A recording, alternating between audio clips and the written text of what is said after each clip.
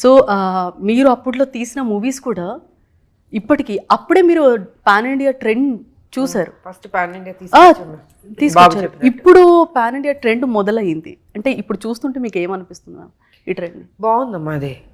దేశంగా దేశాలు ఎక్కడెక్కడికో వెళ్తున్నాయి మన తెలుగు సినిమాలు అంటే ఎంత గర్వంగా ఉంది, గొప్పగా ఉంది నిజంగా.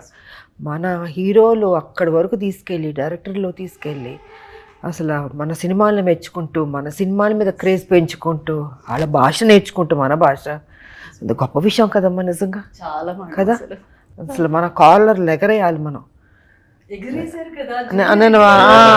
నిన్న బాబు ప్రీ రిలీజ్ ఈవెంట్ లో ఎగిరేశారు కాలర్. అవును, జూనియర్ ఎన్టీఆర్ గారు ఈ సినిమా హిట్ అవుతుంది కాలర్ ఎగరేయమన్నారు, వెళ్ళి అలా కాలర్ ఎగరేశారు బాబుది. సో నిజంగా గొప్ప విషయం అమ్మా నిజంగా, అది ఆనందించాలి. మన ఒక తెలుగు సినిమాలో అసలు ఆ లెవెల్కి వెళ్తాయని మనం ఊహించలేదు. ఆస్కర్ లెవెల్కి కూడా వెళ్ళింది కదమ్మా, గ్రేటే కదా అది. చాలా గ్రేట్. ఇంకా ఇంకా ఇంకా గొప్ప స్థాయికి వెళ్ళాలని నేను మనస్ఫూర్తిగా కోరుకుంటున్నాను నిజంగా. హాలీవుడ్ ఫిల్మ్సే కాదు మనది కూడా ఆ రేంజ్లో ఉండాలి. అది ఆల్మోస్ట్ దాటేసాం మ్యామ్, కండంతరాలే దాటేసాం. ఇంకా అంటే మేకింగ్లో కూడా ఇంకా రావాలి కదా, రిచ్నెస్ కానీ ఖర్చు పెట్టడం కానీ కొత్తగా డిఫరెంట్గా కానీ. సో అదన్నీ చేస్తే బాగుంటుంది, చేస్తారని నమ్మకం కూడా ఉంది నాకు 100%.